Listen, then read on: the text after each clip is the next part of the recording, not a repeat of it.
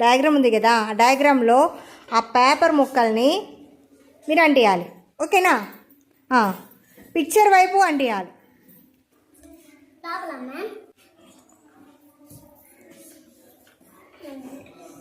పైకి అక్షరాలు కనిపించకూడదు, అక్షరాల వైపు కాకుండా బొమ్మ ఉన్న వైపు అంటియండి.